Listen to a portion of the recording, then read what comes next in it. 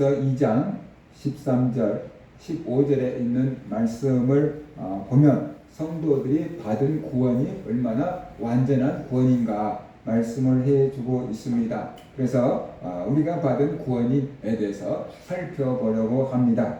13절을 보시면 예수 그리스도를 믿기 전에 이방인이었던 우리의 영적인 상태가 어떠했는지를 말해주고 있습니다.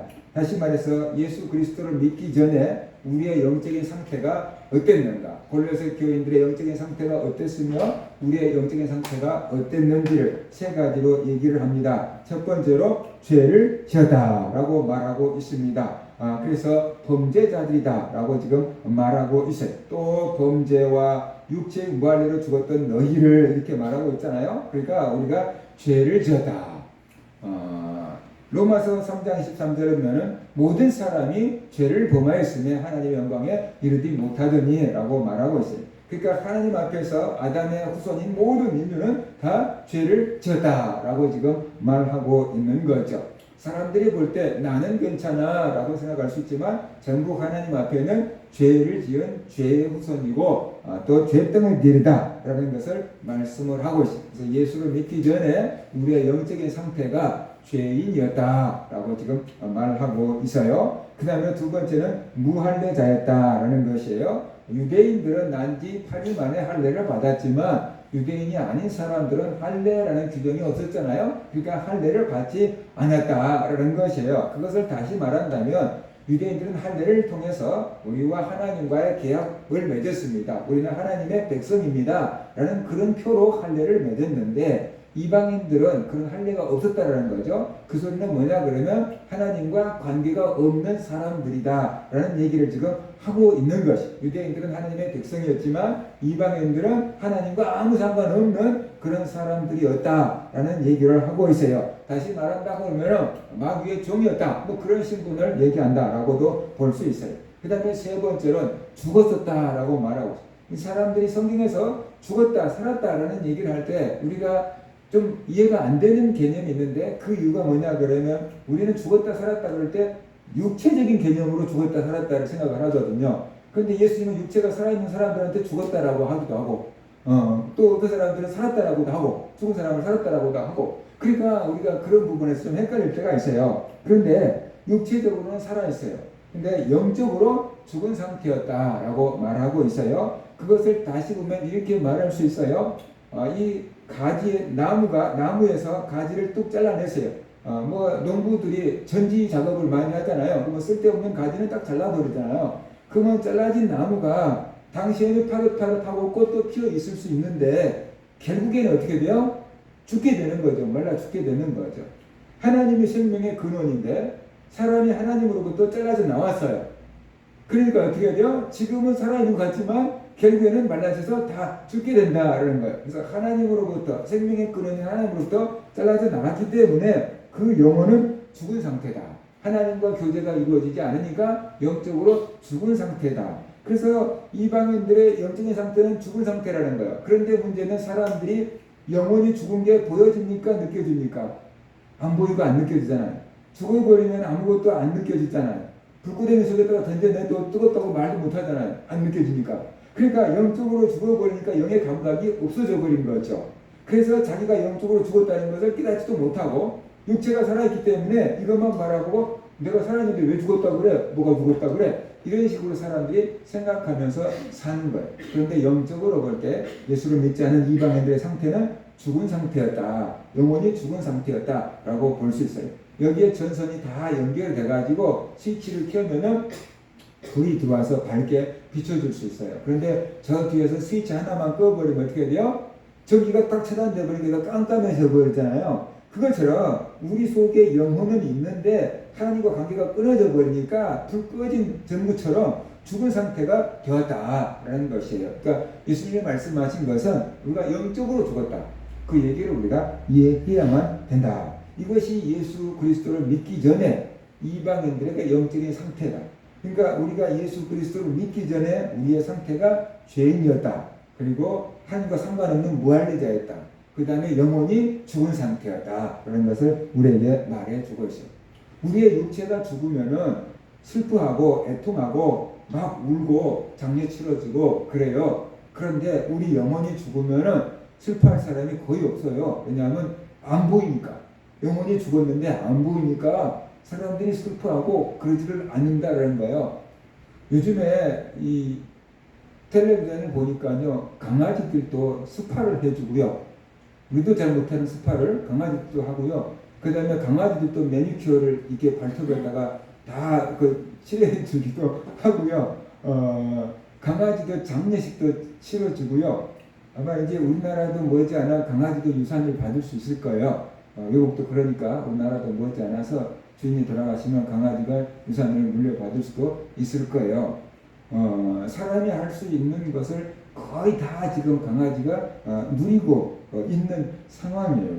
강아지가 죽어도 애통이 하며 많은 돈을 들여서 장례식을 치러주고 있어요. 그런데 자기 가족들이 영적으로 죽어도 그것을 애통이 하며 부어짓는 사람들이 별로 없다는 것이에요. 왜냐 그러면 육체가 죽은 것은 딱 알겠는데 이게 영혼이 죽은 것은 도대체 모르겠거든요. 그러니까 이게 별로 뭐랄까 두려워하지 않는 거죠. 아주 오래전에 누군가가 제게 꿈얘기를 했어요. 자기 가족이 돌아가신 것을 이게 꿈에 본 거예요. 그러니까 너무 무서운 거예요. 이게 꿈이 현실로 돼버리면 어떡하나. 그래가지고 너무 무섭다고 얘기를 했어요. 그래서 제가 그게 육체가 돌아가시는 게 아니고 그 영혼이 죽어가고 있는 상태를 이렇게 보여준 거니까 그 가족이 다시 믿음을 회복하게끔 기도해라 라고 했더니 문제가 뭐냐 그러면 그 사람이 안심했어요. 육체가 돌아가실 줄 알았는데 육체가 안 돌아가시고 영혼이 돌아가실 것을 보여준 거라고 했더니 걱정을 푹 놔버린 거예요. 그러니까 육체가 돌아가실 것을 막 그렇게 걱정하면서 영혼이 죽는 것은 아무 걱정 없다 뭐 이런 표정이었어요. 근데 대부분 사람이 그러지 않을까 이런 생각을 해요. 그래서 영적으로 죽어가는데 애통이 할 사람도 없고 구해줄 사람도 많지가 않다라는 것을 우리가 알 때 우리 영혼을 우리가 지켜야 된다. 남이 안 지켜주고 관리를 못 해주니까 우리 영혼을 우리가 지켜야 돼. 생각해 보세요. 부모님들이 쓰러지셨다. 그러면 가족이 안다고 누구라도 막 병원에 모시고 가고 막 살린다고 애를 쓰겠지요. 근데 우리가 시험 들어서 교회를 안 와버린다. 그러면은 우리를 막 교회나 기도원에 막 끌고 다니면서 막 은혜 받게 하고 믿음 회복하게 하려고 막 강제적으로도 할 수 있는 가족들이 몇 명이나 있겠냐는 거예요. 종교는 내 자유야. 안 갈 거야. 그래버리면 그걸 이기고 강제적으로 교회 가고 예수 믿게 해줄 수 있는 부모나 가족이 몇 명이나 있겠냐는 거예요. 어쩔 수가 없어요. 그리고 방치하고 있을 거 아니냐고 말하는 거죠. 그러니까는 우리가 몸이 아프면은 가족들이 어떻게 더 살려주려고 애를 쓰고 도와줘요. 근데 우리 영혼이 병들면은 그렇게 애쓰고 도와줄 사람이 많지가 않다라는 거예요. 그러니까 우리의 믿음을 우리가 지켜야 되는 거예요. 내가 지켜야 되는 거죠. 가족들이 대신해 줄 수도 없고 내가 지켜야만 되는 거다라는 것이에요. 그래서 어떤 의미로 보면은 참 영적으로 외로운 시대를 살고 있는 거죠. 육체적으로도 외로워서 1인 가구가 많지만 영적으로는 더 외로워가지고 이제 종교 자유라고 막 하면 어떻게 강요할 수가 없는 그런 사회 속에서 살고 있기 때문에 영적으로 더 고독하고 외로운 시대를 살고 있다라는 거죠. 예전에는 그냥 성도들 집에 그냥 놀러도 가고 신방도 가고 막 그랬는데 요즘에는 그게 별로 싫어하잖아요. 개인적인 사생활 침해라. 그러니까 어떻게 인간관계를 맺기가 더 어려워지고 더 영적으로 소외되고 외로움을 호소하고 있고 그 외로움을 풀려고 자꾸만 그게 반려동물들만 키우고 있는 것 같다라는 생각이 들기도 해요. 그래서 우리가 내가 믿음을 지키지 않으면 다른 사람을 지켜주지 않으니까 우리가 내 믿음을 지켜야만 된다는 것입니다. 자, 이러한 이방인들이 예수 그리스도를 믿은 다음에 변화가 됐는데 어떻게 바뀌었느냐라는 것이죠. 죽은 사람들을 하나님이 살리셨다라고 말하고 있어요. 그러니까 이 영적으로 죽은 사람들을 하나님이 영혼을 살리셨다라는 얘기를 하고 있어요. 하나님은 어떻게 살렸습니까? 예수 그리스도와 함께 살리셨다라고 말하고 있어요. 예수 그리스도를 살리신 하나님께서 예수 그리스도를 믿는 이방인들을 살렸는데 이방인들의 죽었던 영혼을 살렸다는 것이죠. 그래서 죽은 영혼이 살아나니까 증거가 뭡니까? 하나님을 찾게 되고 하나님을 아버지라고 부르고 하나님과 관계를 맺게 되는 것이에요. 그러니까 죽은 나무도 다시 접을 붙여놓으면 살아요. 나무에서 잘려져 나간 가지는 죽지만 잘려져 나간 가지를 다시 붙여놓으면 살아요. 그것을 접목이라 그래요. 그러니까 떫은 감나무 잘라내버리고 단감나무를 갖다가 거기다가 잘라가지고 딱 붙여놓고 그냥 비닐로 꽁꽁 쌓아묶어 놓으면은 그게 둘이 붙어가지고 살아요. 그래서 단감을 열어요. 그것이 접목을 하는 거예요. 성경에서 접목 비유를 나오잖아요. 그러니까 바로 죽었던 나무도 예수 그리스도 앞에 딱 붙여놓으면 살아요. 영적으로 죽었던 사람들이 예수 그리스도를 믿음으로 말미암아서 살림을 받게 됐다라고 얘기를 하고 있어요. 왜냐 그러면 예수 그리스도는 생명을 주인이고 생명을 주시는 분이기 때문에 예수 그리스도를 믿을 때 하나님이 예수 그리스도와 함께 우리를 살리셨다라고 말하고 있어요. 예수 그리스도를 믿을 때 우리 영혼이 산 거예요. 근데 육체가 죽었던 사람이 관뚜껑을 두드리고 살아나면 막 텔레비전 기사에 막 나와요. 가끔 장례치려고 하는데 막 관 두드리고 살아났습니다. 막 해외 막 화제 토픽으로 막 이렇게 나오는 경우가 있어요.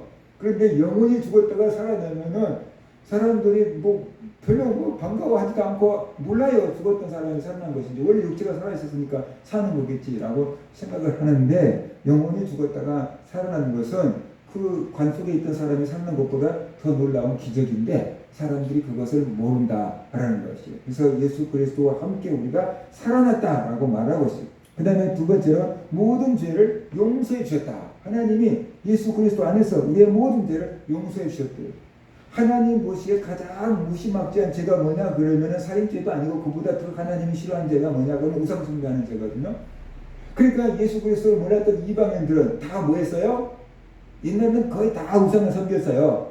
하나의 신이 아닐지라도 다 여러 가지 신을 섬겼는데 다 우상숭배자들이었던 거예요. 하나님이 제일로 싫어하는 죄들을 지었어요. 얼마나 많은 죄를 지었겠어요? 그런데 예수 그리스도와 함께 하나님께서 그 모든 죄를 다 용서해 주셨다라고 말하고 있어요. 왜냐하면 예수님이 우리의 모든 죄를 지고 십자가에서 우리 대신 형벌을 받아주셨기 때문에 그 예수를 믿을 때 우리의 죄값을 다 지불된 걸로 치는 거예요. 그래서 우리의 죄를 더 이상 묻지 않고 형벌을 다 감면해 주셨다라고 성경은 말씀을 하고 있어요.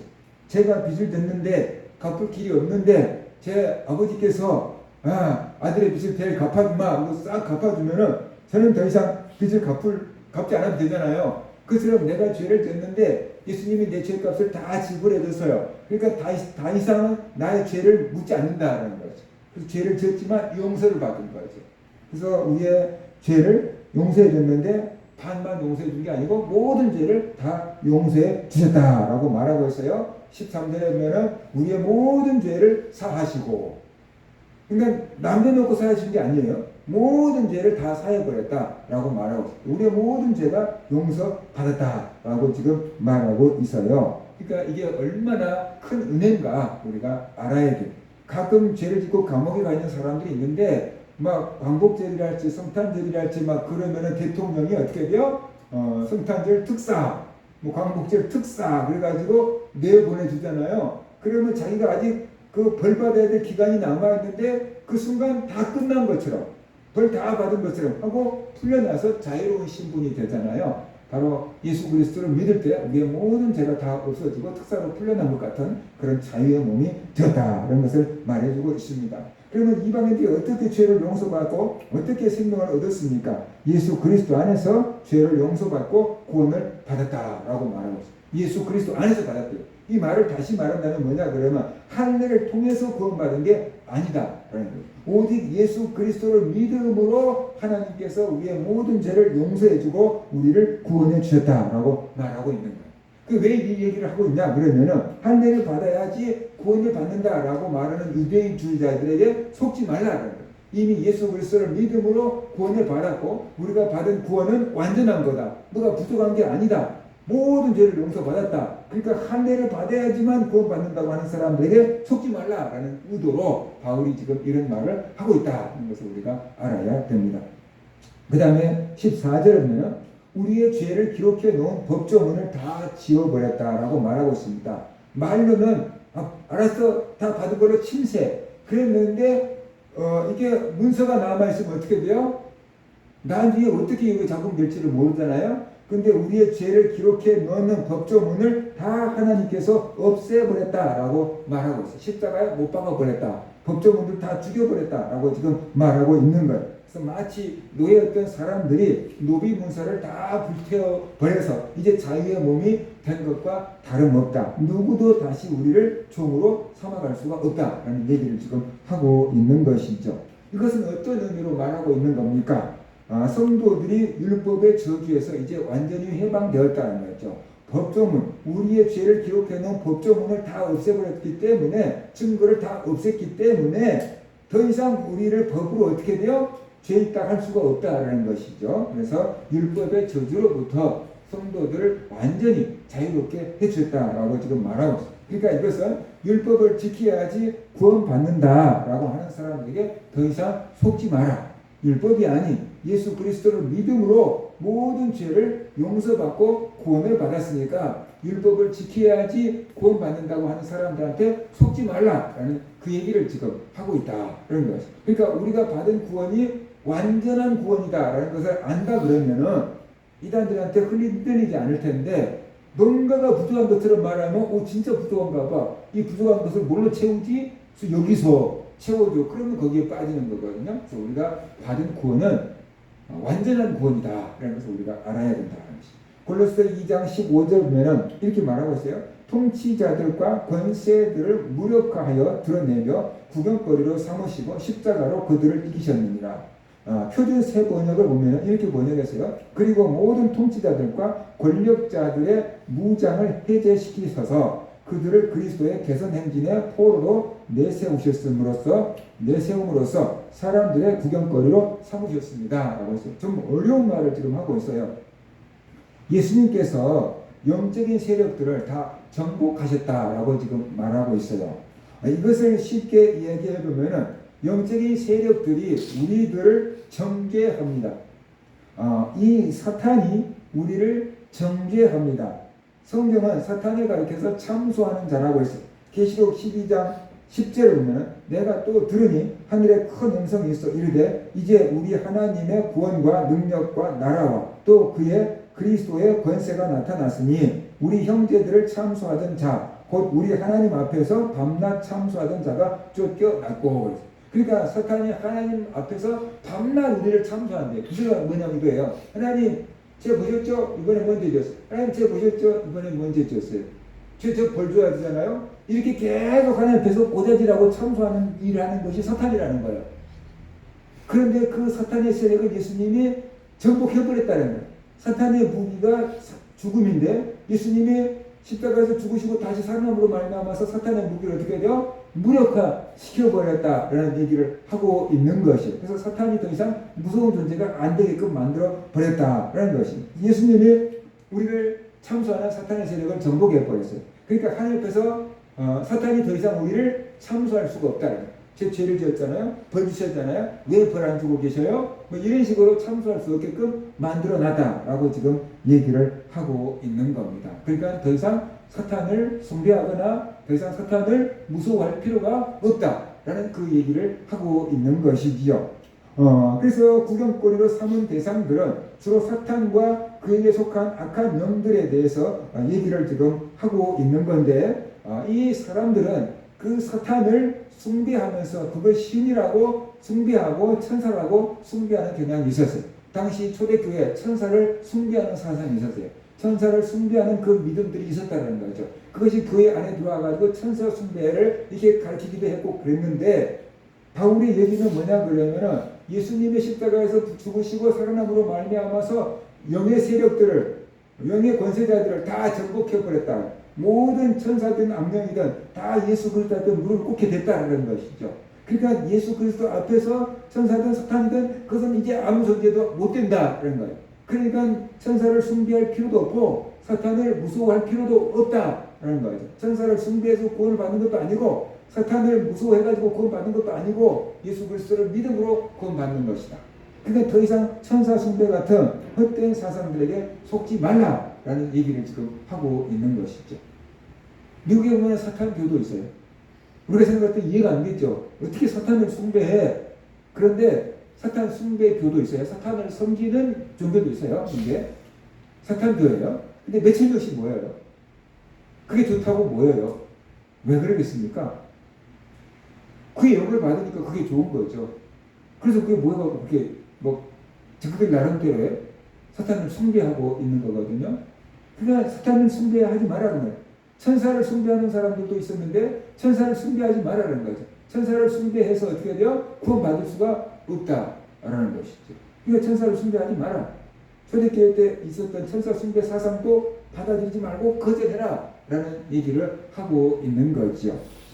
그래서 오직 예수 그리스도 안에서 구원을 받았고 예수 그리스도를 믿음으로 구원받았는데 성도들이 받은 구원은 어떻게 돼요? 완전하다. 완전하기 때문에 뭔가를 더 첨가시킬 필요가 전혀 없다라는 것이에요. 무엇을 더 해야지 구원받는다라고 하면서 그 예수 그리스도에 믿는 믿음에다가 뭔가를 더 첨가시키려고 하는 사람들을 조심하라 라는 얘기를 지금 하고 있다라는 거예요. 오늘날도 예수 믿는 믿음에 가지고 부족하고 구원 못 받고 뭔가를 더 해야 율법을 지켜야 착하게 살아야 막 뭘 더 해야 한다고 하는 사람들한테 우리가 속을 필요가 없다라는 거죠. 우리가 받은 구원은 완전한 구원이기 때문이다라는 거죠. 예를 들어서 정말로 좋은 물인데 거기다가 다른 것들을 섞어버리면 어떻게 되겠어요?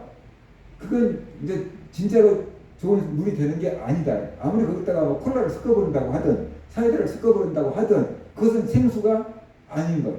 그죠? 생수에다가 콜라 섞어버리고 사이다 섞어버리고 그러면 이건 콜라도 아니고 사이다도 아니고 생수도 아니야. 섞어버리면 되는 게 아니라는 거죠. 그래서 오직 예수 그리스도만으로 구원을 받고 거기에 완전하기 때문에 다른 것을 섞을 필요가 없다라는 것을 우리가 알아야 됩니다. 그래서 예수님을 믿을 때 우리 영혼이 살아났습니다. 예수님을 믿을 때 모든 죄를 용서받았습니다. 예수님을 믿을 때 하나님 앞에 나갈 수 있게 되었고 예수님을 믿음으로 하나님의 자녀가 되었습니다. 육체적으로 볼 때 예수님을 믿는 사람과 믿지 않는 사람은 표가 별로 안 납니다. 여러분이 길거리에 운동장에 사람들 세워놓고 여기서 예수 믿는 사람을 뽑아내보세요. 그러면 우리가 뽑아낼 수 있습니까? 못 뽑아내죠. 표가 안 나잖아요. 가만히 있으면 표가 안 나잖아요. 그런데 영적으로 보면 예수 그리스도를 믿는 사람과 믿지 않는 사람은 어떻게 돼요? 엄청난 차이가 난다는 것을 우리가 알아야 돼요. 왜냐 그러면 예수를 믿지 않는 사람들은 영적으로 시체예요. 영적으로 죄인이에요. 그리고 하나님의 형벌을 받아야 될 사람들이에요. 그러니까는 그들은 뭐 완전히 그냥 끝난 존재들이다라고 봐야 되는 거예요. 그런데 예수 그리스도를 믿는 사람들은 영원히 살아난 사람들이고 의로운 사람들이 되었고 천국에서 영원한 생명을 보장받게 되었다. 그러니까 예수 그리스도를 믿는 사람과 믿지 않는 사람들은 어떻게 돼요?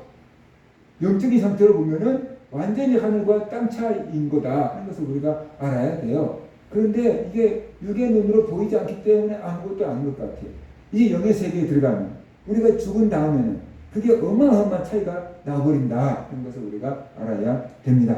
성도들이 완전한 구원을 받았습니다. 예수 그리스도를 믿음으로 완전한 구원을 받았습니다. 그러니까 뭐 할례를 받아야 된다. 율법을 지켜야 된다. 천사를 숭배해야 된다. 뭐 이런 어떠한 뭔가를 첨가시키는 자들에게 우리가 속지 말고 예수 그리스도를 믿음으로 구원받았어. 오직 믿음으로 구원받았어. 그러니까 더 이상 나에게 다른 방법으로 구원을 준다고 얘기하는 사람들은 다 가짜다라고 우리가 판단하고 그들에게 속지 아니하고 예수 그리스도를 믿는 믿음만 지키면 된다는 것이. 우리 모든 성도들이 앞으로 누가 와서 여러분을 미혹할지라도 예수 그리스도를 믿을 때 구원받는 것이지 그 이외에 어떤 것을 더 첨가시키려고 한다 그러면 이게 뭔가 이상한 데다 라고 생각하고 속지 말고 올바른 복음 예수 그리스도를 믿음으로 완전히 구원받았다 라는 그 믿음을 지키며 사는 성도들 되시기를 주의 이름으로 축원합니다. 아멘.